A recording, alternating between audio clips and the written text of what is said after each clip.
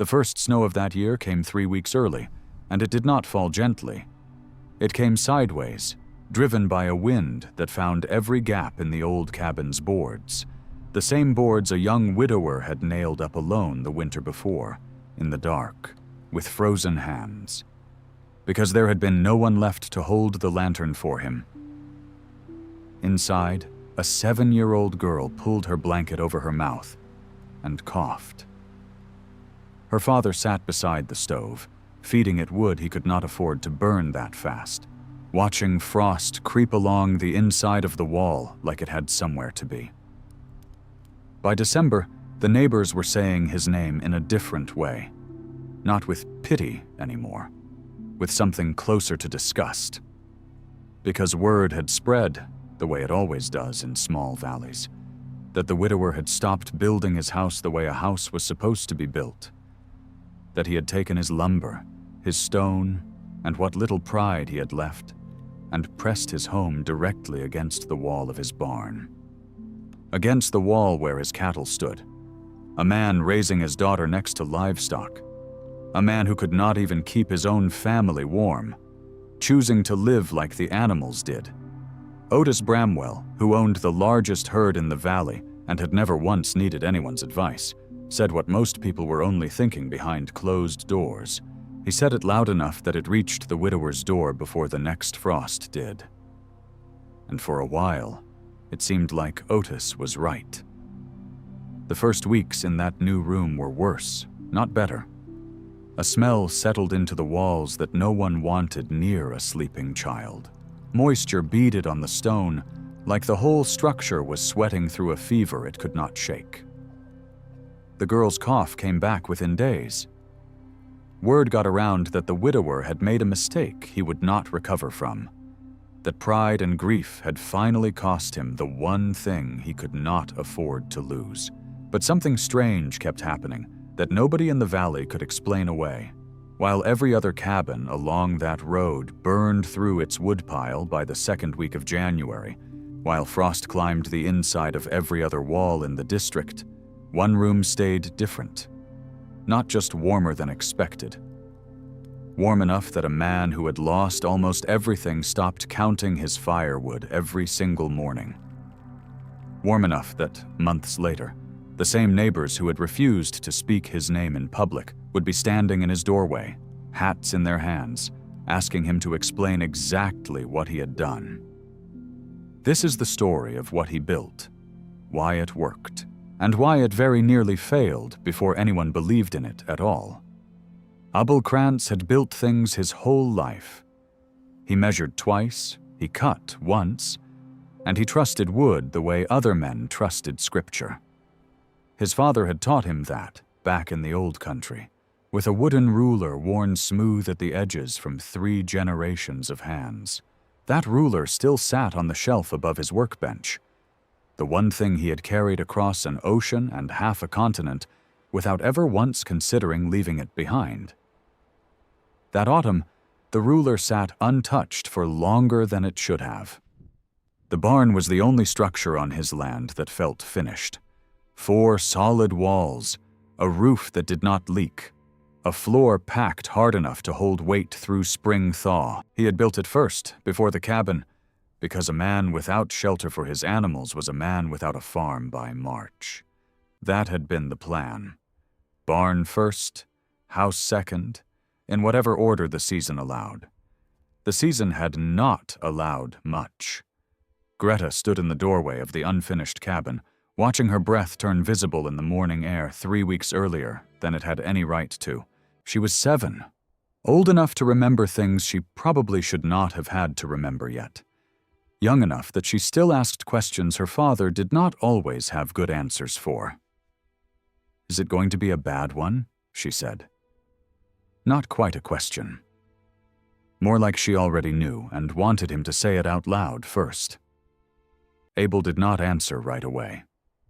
He looked past her, toward the tree line, where the leaves had gone from green to brown in what felt like a single week instead of a season.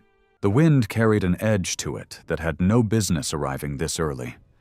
Farmers who had worked this valley for 30 years were already talking about it in low voices at the feed store, the kind of talk that made other men go quiet and start counting their woodpiles twice. He had counted his own woodpile that morning. Twice. It was not enough. He knew that the way he knew the weight of a beam before he lifted it, some knowledge arriving in the body before the mind catches up to explain it. The cabin behind Greta was framed and roofed, but the walls held cold the way a sieve holds water. He had built it in a hurry the year before, in circumstances that did not allow for patience, and patience was exactly what a wall needed if it was going to hold a Wisconsin winter at bay. Somewhere behind them, in the barn, one of the cattle shifted its weight against the boards, and the sound carried through the cold air like something almost human. A low breath, a settling. Abel turned toward the sound without quite meaning to. He had noticed it before, without paying it any real attention. The barn never felt as cold inside as the air outside suggested it should. Even on mornings when frost coated every fence post in the yard, the barn held something the open air did not. He had always assumed it was simply the animals themselves, their bodies working like small stoves, and he had never thought much further than that. That morning, for reasons he could not yet explain even to himself, he thought further. He did not say anything to Greta about it.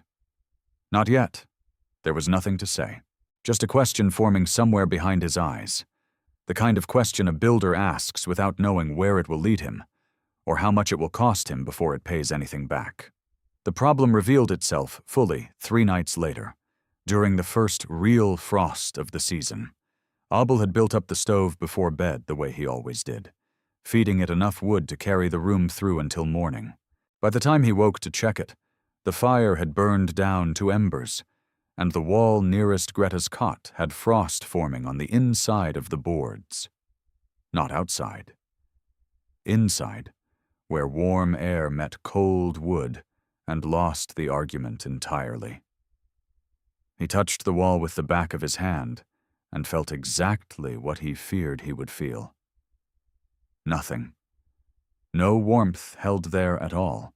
The wood took heat from the fire and let it pass straight through, out into the dark, the same way water passes through a hand cupped too loosely to hold it. Greta coughed in her sleep, a dry, tight sound that he recognized immediately because he had heard it before. During a winter, he tried very hard not to think about in detail. He added more wood to the stove before dawn, more than he had planned to use that early in the season. The woodpile outside was already smaller than it should have been for mid-October. He had cut what he believed would carry them through a normal winter, calculated the way his father had taught him to calculate, with a margin built in for bad weeks. This was shaping up to be more than a bad week. By the second week of frost, he was burning through wood at nearly twice the rate he had planned for. The math was simple enough that he did not need paper to work it out. At this pace, he would run short well before the worst of winter arrived, and there was no guarantee the worst of winter would arrive on any predictable schedule at all. He could buy more wood if he had money for it, which he did not. Not after the cost of nails and glass and the roof shingles the cabin had already demanded. He could ask a neighbor for credit, which meant owing something to men who already spoke about him in tones he did not care for. Or he could find some other way to make the wood he had last longer than the wood he had was built to last. Greta's cough grew worse before it grew better, and it did not fully get better. It settled into something that lived in her chest through the cold mornings, quieter some days, sharper on others, always there in a way that made Abel check on her more than once a night, listening at the doorway of her small room for the particular rhythm of her breathing.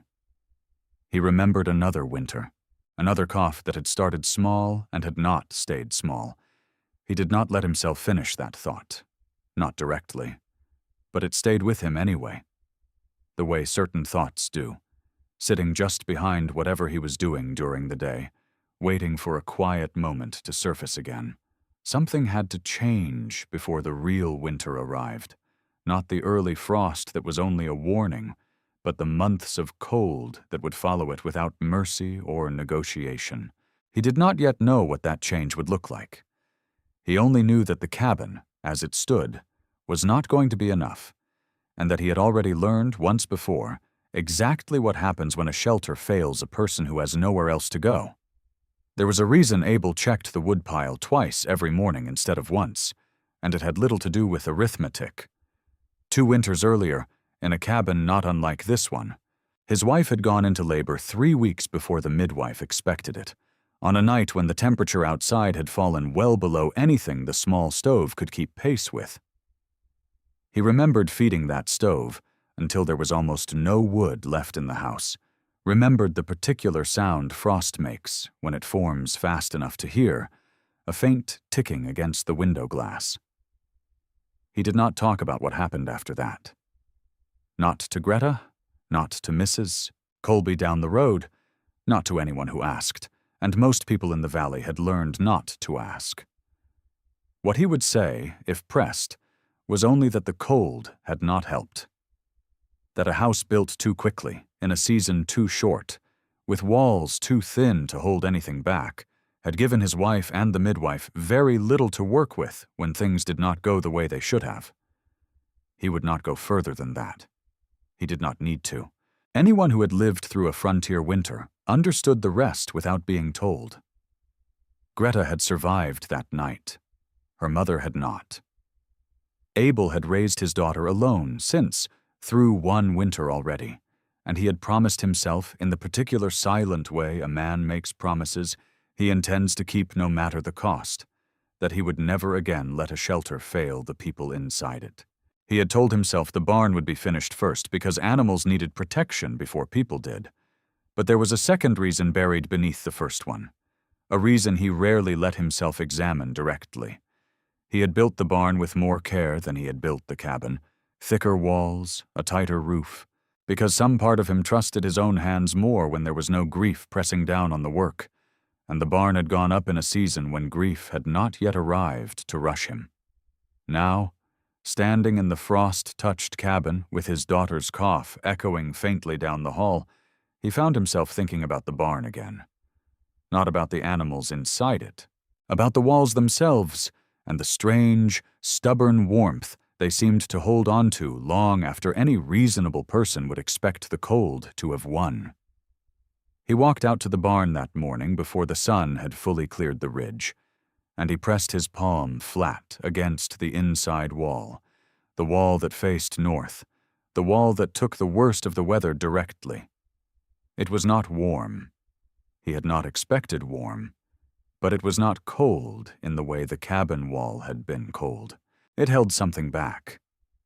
It resisted, if only a little, the total surrender the cabin's walls gave to every draft that found them.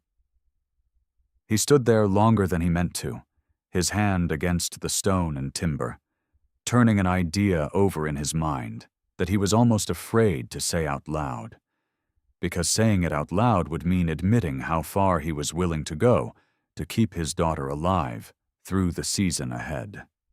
By the end of that week, Abel had made up his mind, and he knew exactly how it would sound to anyone who heard it. He was not going to finish the cabin as a separate structure standing apart from the barn. He was going to bring the two together. He would build the new living quarters directly against the barn's north wall, sharing that wall between the space where his family slept and the space where his cattle stood through the winter. He sat at his kitchen table that evening with a scrap of paper and his father's ruler, sketching a rough plan by lamplight. A shared wall of stone and packed clay, thick enough to hold heat rather than surrender it. Small openings positioned carefully near the top of that wall, not for people to see through, but to let a controlled measure of air move between the two spaces. The rooms where he and Greta would sleep set against the wall that took the worst of the prevailing wind. The same wall he had already tested with his own palm and found different from anything the cabin had offered him. He did not fully understand yet why the barn wall held warmth the way it did. He only knew from years of building things with his hands that stone and packed earth behaved differently from thin board walls when it came to holding a fire's heat through a long, cold night. He had seen something like it once before, described to him by an old neighbor from Bavaria who had since passed on, a man who spoke of houses in the old country built hard against barns and stables, walls shared between people and livestock, the way his own grandfather's generation had done it before anyone had the luxury of building things any other way. He had thought at the time that it sounded like something out of necessity rather than wisdom, a poor man's compromise, nothing more. Now, with his daughter's cough rattling faintly through the thin cabin walls each night, necessity looked considerably more interesting than it had before. Greta found him at the table past her bedtime, the lamp burning low, her father staring at a drawing she did not fully understand. "What is that?" she asked, climbing onto the bench beside him. "A different kind of house," he said. She studied the lines on the paper, the barn shape, the smaller rooms drawn hard against its northern edge. "It looks like it's touching the barn." "It is." She considered this with the particular seriousness only a 7-year-old can bring to something she does not yet have the words to question properly. "Will it be warm?" Abel looked at the drawing for a long moment before he answered her, because he did not actually know. He believed it would be warmer. He was not certain it would be enough, and there was no way to find out, short of building it and living inside whatever the winter decided to do with it once it was built. "I think it might be," he finally said. He did not tell her what the neighbors would say once word got out. He did not yet know exactly how bad that would be. He only knew that by morning, once the first stones were hauled out to the barn's north wall, there would be no way to keep the decision quiet, and no way to take it back once it had begun. Word travels fast in a place where there is little else to talk about, and by the time the first cart of fieldstone arrived at Abel's property, half the valley already knew what he intended to do with it. Otis Bramwell heard it first from the man at the feed store, and he heard it in a tone that suggested the teller expected him to have an opinion. Otis always had an opinion. He owned the largest herd in the district, land his father had cleared before him, and a reputation for plain speaking that most people mistook for wisdom, simply because he said things loudly and did not apologize for them afterward. "He's putting his house against the barn," the man at the feed store said, "against the wall where the cattle stand." Otis did not laugh, not at first. He considered it the way he considered most things, out loud, to whoever happened to be standing near him. "That's not a house," he finally said. "That's a stable with a door cut into it." The comment made its way back to Abel within 2 days, the way comments always did in a valley where everyone's business belonged, eventually, to everyone.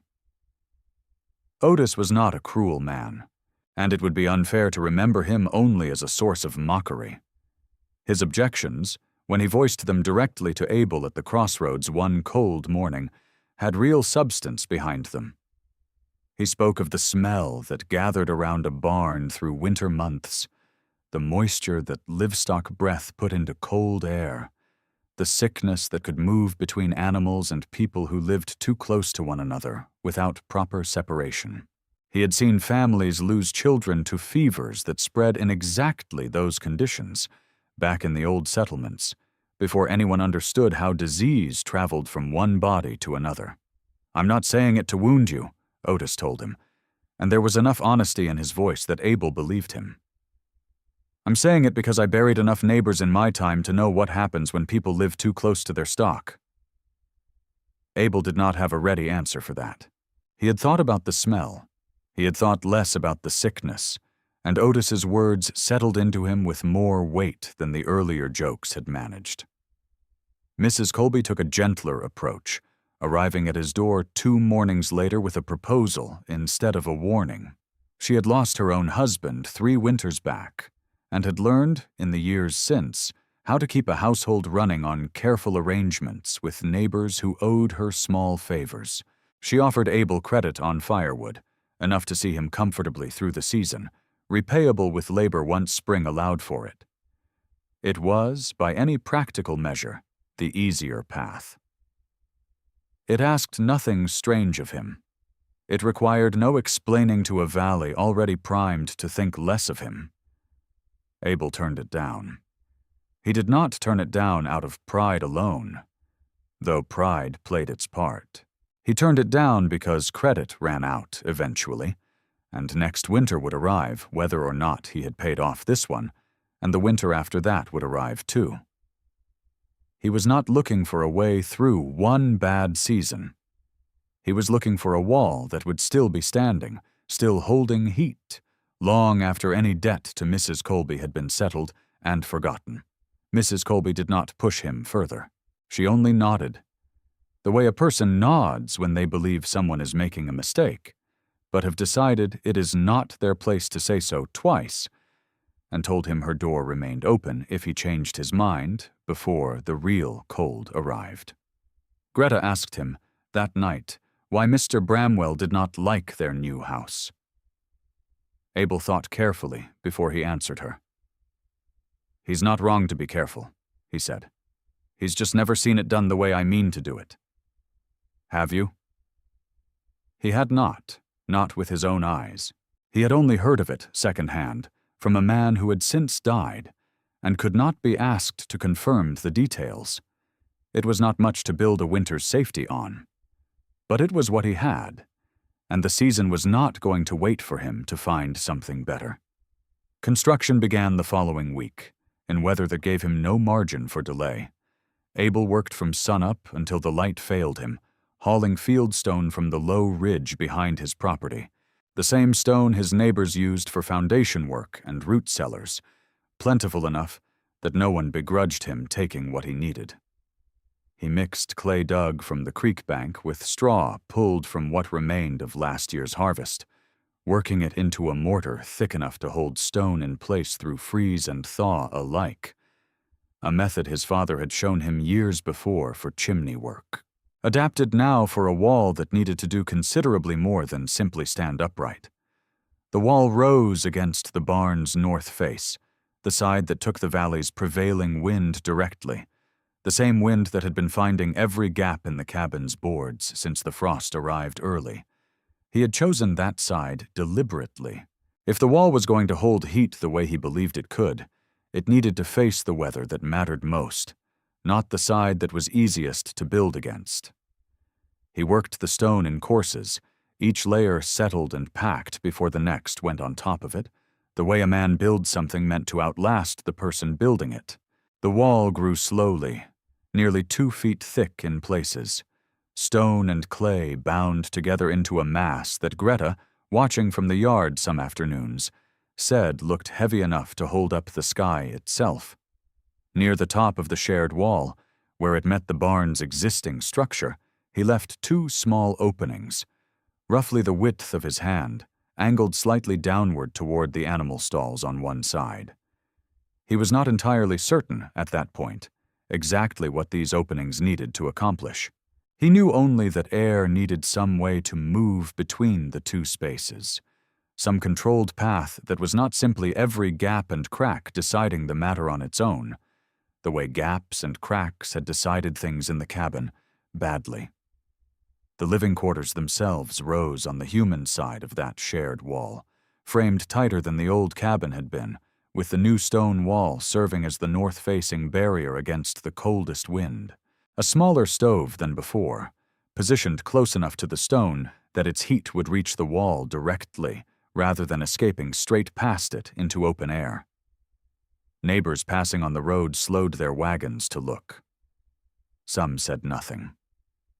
A few called out remarks that Abel chose not to dignify with a response. And one man, whose name Abel would later choose not to remember with any bitterness, asked loudly enough to be heard from the road whether he planned to milk the cows from his own bedroom window. Greta heard that one. She did not understand all of it, but she understood the tone well enough to ask her father that evening if people thought he was doing something wrong. "Some of them think so," Abel admitted. "Do you think so?" He considered the question longer than she probably expected him to. "I think I won't know until the cold really comes," he said. But I think it's better than what we had." He believed that, mostly. He would have believed it more fully if he had already known what the wall would do once winter tested it in earnest. But that knowledge was still weeks away, and the wall, for now, was simply cold stone and wet clay, not yet proven, not yet trusted, standing between his daughter and a season that had already shown him exactly what it was capable of taking from a family that was not prepared for it. The first real test came not from the weather, but from something Abel had not properly anticipated at all. Within 2 weeks of moving into the finished rooms, a smell settled into the new living quarters that no amount of airing out seemed to fully clear. It was faint at first, easy enough to dismiss as simply the barn's ordinary presence carried slightly closer than before. By the 3rd week, it had grown into something Abel could not ignore. A heavy, damp odor that clung to the blankets, to Greta's hair, to the inside of his own coat when he came in from outside. Worse than the smell was the moisture. Condensation gathered on the inside face of the shared stone wall most mornings, beading and running in thin streaks down toward the floor, leaving the base of the wall perpetually damp in a way that had no business existing inside a room meant to be warm and dry. Greta's cough, which had briefly eased in the first days of the new construction, returned within that same 3rd week, sharper than it had been even in the old cabin. Abel stood in the room one morning, running his hand along the damp stone, feeling something close to panic settle into his chest for the first time since he had begun the work. He had built the wall to hold warmth. He had not properly accounted for what else it might hold, or what might move through those 2 small openings near the ceiling, besides the modest airflow he had intended. Word of the trouble reached the valley almost as quickly as word of the original decision had. Otis Bramwell, to his credit, did not gloat openly, but the confirmation of his earlier warning was plain enough on his face when he passed Abel at the crossroads and asked, with something close to genuine concern beneath the bluntness, whether the girl was doing all right. "She's coughing again," Abel admitted, because there was no point pretending otherwise to a man who would find out regardless. "I told you what happens," Otis said, not unkindly. "Bad air settles low. It gets into young lungs before it gets into anything else." Mrs. Colby's offer of credit on firewood remained standing, unspoken, but clearly understood between them the next time their paths crossed. Abel did not take it, not yet, though for the first time since the wall went up, he found himself seriously considering it. That night, after Greta had finally settled into an uneasy sleep, Abel sat alone in the new room with a single lamp burning, listening to the faint sounds of the cattle shifting on the other side of the wall, and turned the problem over without finding an answer he trusted. He had believed the stone would simply hold heat and release it slowly, a passive thing, requiring nothing further from him once it was built. He had not considered that the 2 spaces he had joined together might exchange more than warmth, that the same openings letting heat move between barn and home might be letting something else move along with it, something his design had not properly accounted for. He did not sleep much that night, that he kept returning, in his mind, to the openings near the top of the wall, turning the problem over the way he might turn over a piece of lumber, looking for the grain, the direction the wood wanted to be worked, rather than the direction he had assumed it would take. The answer came to him 3 mornings later, not through calculation, but through simple observation, the kind of noticing that comes only from watching something closely enough, for long enough, without expecting an answer to arrive on any particular schedule. He had gone out to the barn before dawn, earlier than usual, to check on a cow that had seemed unsettled the evening before.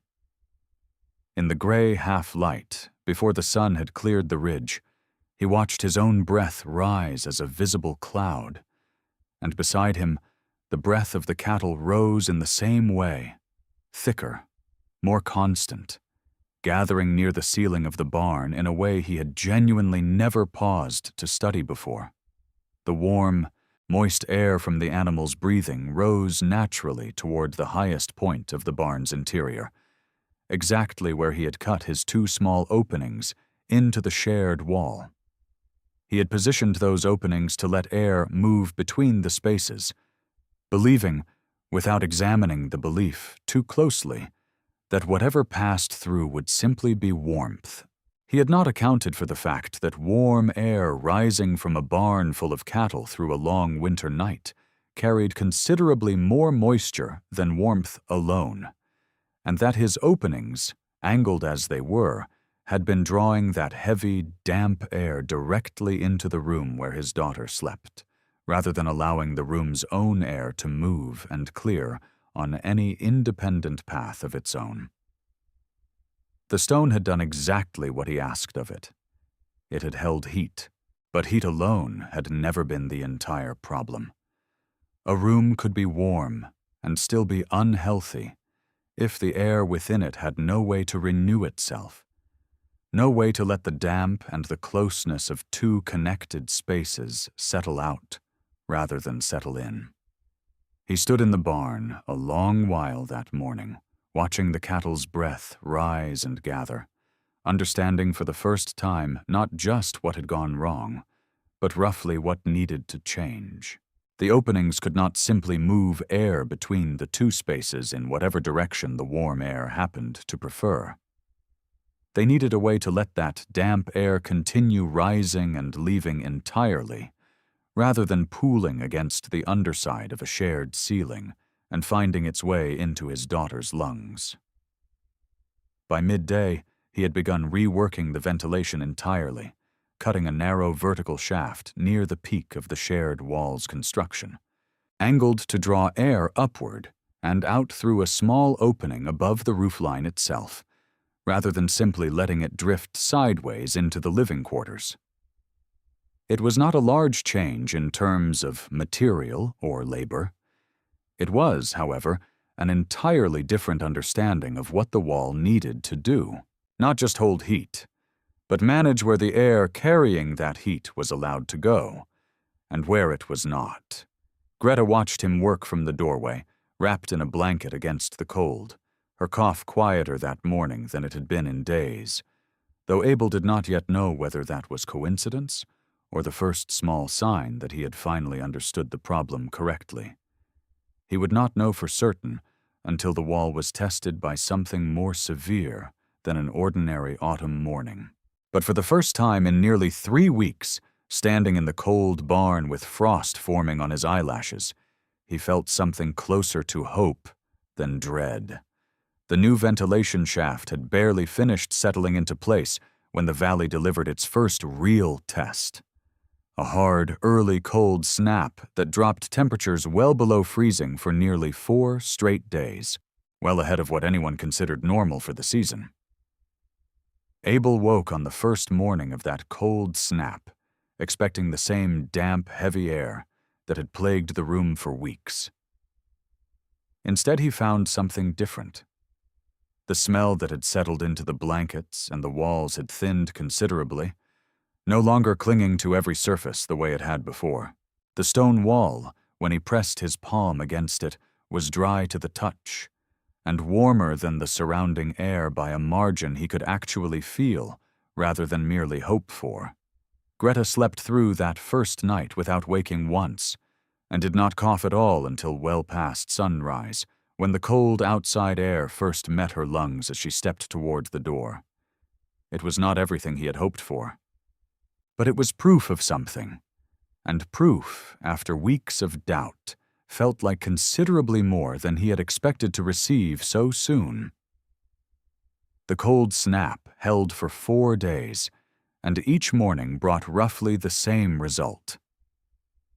The room stayed noticeably warmer than the old cabin ever had, and the air inside it stayed breathable in a way it had not managed since the shared wall first went up.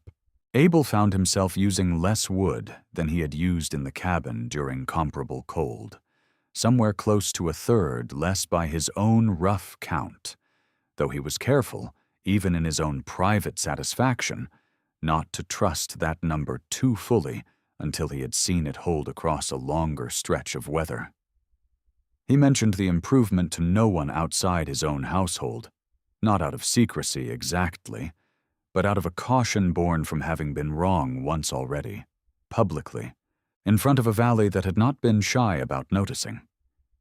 He did, however, notice something else during those 4 days that troubled him quietly, even as the rest of the design appeared to be working.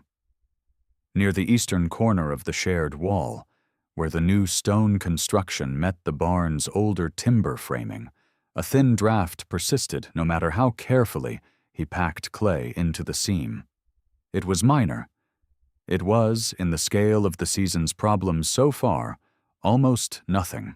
But it was there, a small inconsistency in an otherwise solid structure. And Abel had built enough things in his life to know that small inconsistencies rarely stayed small once real weather arrived to test them properly. He packed the seam again before the cold snap broke, using a thicker mixture of clay than before, and told himself it was solved. He did not entirely believe himself.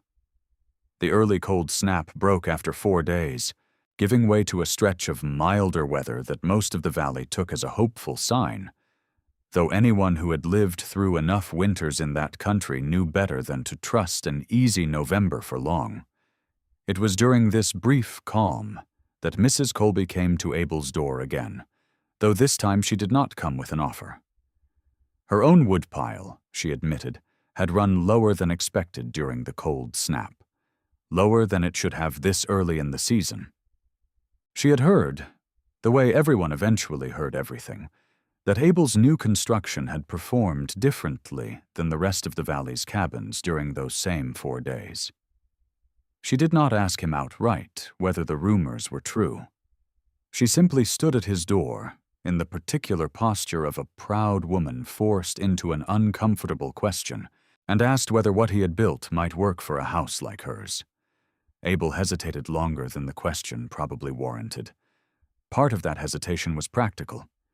He did not yet fully trust the design himself, not with a stubborn draft still living in the eastern seam, not with only 4 days of real cold behind him as evidence.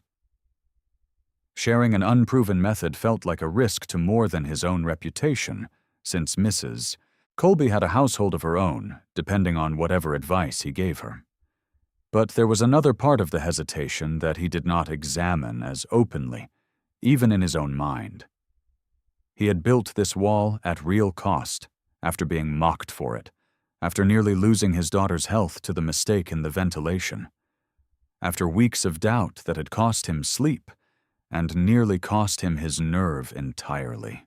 Some quiet, unworthy part of him did not want to hand that hard-earned answer to a woman who had offered him charity instead of understanding, back when he needed neither.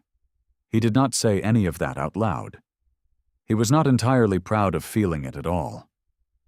What he said, instead, was that the wall was still being tested, that he could not in good conscience recommend she rebuild any part of her own home around a method that had only survived 4 days of real cold, and still had at least one flaw he had not fully corrected. It was not a lie. It was also not the whole truth of what had kept him quiet a moment longer than necessary. Ms. Colby nodded, the same way she had nodded when he refused her firewood credit weeks earlier, and told him she understood, and that she hoped, for both their sakes, that the coming winter would be gentler than the valley's older residents were currently predicting. Neither of them believed that hope had much chance of being answered. Abel watched her walk back down the frozen road toward her own house, and found himself thinking, longer than he expected to, about the difference between protecting his daughter and simply protecting what he had built. He was not yet certain, standing in his own doorway with the mild afternoon already starting to feel like borrowed time, that he had drawn that line in entirely the right place. The blizzard arrived 9 days later, and it did not arrive quietly. It began as ordinary snowfall in the late afternoon, the kind the valley had already seen several times that season.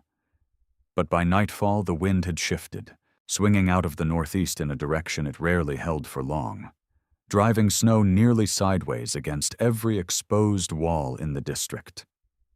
By midnight, 3 families along the main road had already abandoned outbuildings to shelter closer to their main houses, and the temperature, by Abel's rough estimate, had fallen somewhere near 10 degrees below what the early cold snap had managed at its worst.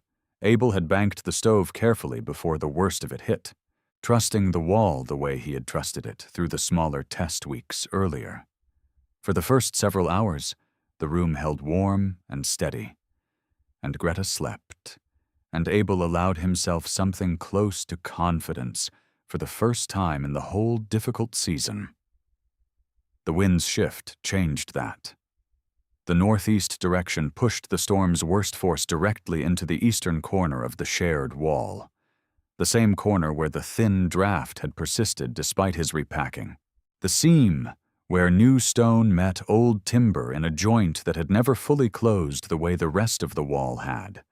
Sometime past 2 in the morning, Abel woke to a draft he could feel from across the room, cold enough to notice even beneath blankets, carrying with it the particular high, thin whistle that meant wind had found a real gap rather than a minor imperfection.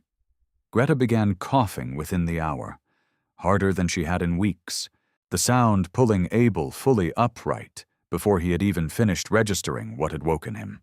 It was at nearly that same hour that a fist struck his door, hard, 3 times, and he opened it to find Mrs. Colby and her 2 children standing in the driven snow, her own chimney having failed sometime after midnight. Smoke pushed back down into her house faster than she could clear it, leaving her with no safe fire and temperatures already dropping dangerously inside her own walls. Abel let them in without a moment's hesitation, and for the first time, someone outside his own household stood inside the room he had built, watching, in the middle of the valley's worst night of the season so far, whether the strange thing he had constructed would hold or fail. He faced the choice directly then, with no more time left to deliberate the way he had deliberated with Mrs. Colby's earlier question. The gap in the eastern seam was worsening by the hour, cold air pouring through faster than the room could recover it, and he had 2 paths in front of him and no guarantee either one would work. He could seal the shaft entirely, cutting off the ventilation he had worked so hard to correct, trading the risk of returning damp air for the certainty of stopping the immediate draft. Or he could go out into the storm itself, in the dark, in wind that had already downed one neighbor's chimney, and attempt to repack the failing seam from the outside, trusting that the design underneath the flaw was sound, even if the seam itself had not held. Greta's cough tightened further as he stood there, deciding, and Mrs. Colby's younger child began to cry from the cold that had followed them in through the open door. Abel grabbed his coat, his lantern, and the mortar he had mixed weeks earlier, and kept covered against exactly this kind of need, and went out into the storm. He worked at the eastern seam for nearly an hour in wind that made standing upright difficult, packing fresh clay and straw into the failing joint by lantern light, his hands going numb faster than he could account for, checking the work again and again, because the dark made it nearly impossible to trust his own eyes. He did not seal the ventilation shaft. He trusted, in that hour of driven snow, that the design itself remained sound, that the flaw belonged only to that single seam and not to the method as a whole, and he chose to fix the specific failure rather than abandon the entire system out of fear. By the time he came back inside, soaked through and shaking with cold, the draft had eased, not vanished entirely, not yet, but eased enough that the room's warmth began recovering within the hour, the stone slowly reclaiming the ground it had lost. Greta's cough settled before dawn. Mrs. Colby's children slept, eventually, wrapped in every spare blanket the household owned, on the floor nearest the stone wall that had, by then, become the warmest surface in the room. The blizzard held through the following day and into a second night before finally breaking. When it cleared, the valley that emerged looked considerably worse for the encounter than Abel's household did. 2 families along the main road had lost portions of their woodpiles to snowdrift and had burned through what remained faster than expected. Mrs. Colby's own chimney needed rebuilding entirely. Otis Bramwell, of all people, had lost several hours of sleep managing cattle that had grown distressed in his own less protected barn. Abel's shared wall, by contrast, had used roughly a third less wood across those 2 difficult nights than the old cabin would have demanded for a storm half as severe, and the eastern seam, once properly repaired, held without further complaint through the rest of that winter and the ones that followed it. Word of that night moved through the valley the way word always did, but this time it moved differently. Otis Bramwell came to Abel's door himself, several days after the storm had cleared. Not to apologize exactly, because that was not a word that came easily to him, but to ask, in the same plain, direct manner he asked everything, how the wall had actually been built, and whether it might be adapted for a portion of his own barn's north side. Abel showed him. He did not make Otis ask twice. By the following autumn, 2 other households along that road had built some version of the same shared wall, adapted to their own barns and their own land. Each one arrived at slightly differently. None of them copied exactly, all of them tracing back to a cold morning when a grieving man had noticed his own breath rising differently near a barn wall than it did near cabin boards. Greta grew up in that house. Her cough, which had followed her through 2 difficult winters, faded steadily as she grew older, and whether that was entirely the wall's doing or simply the ordinary resilience of a growing child, Abel never claimed to know for certain. What he did know, and what he told her plainly once she was old enough to understand the whole story properly, was that the wall had never been about proving anyone wrong. It had been about giving winter fewer ways to take something from them that they could not afford to lose. The valley remembered the blizzard that winter for years afterward, the way valleys remember their worst storms. But the families who had stood in Abel Kranz's doorway that particular night remembered something else alongside it. A room that stayed warm when warmth was hardest to find, and a wall that had not been built to impress anyone, only to hold. This story is presented for educational and historical storytelling purposes. It is not engineering, construction, or safety advice.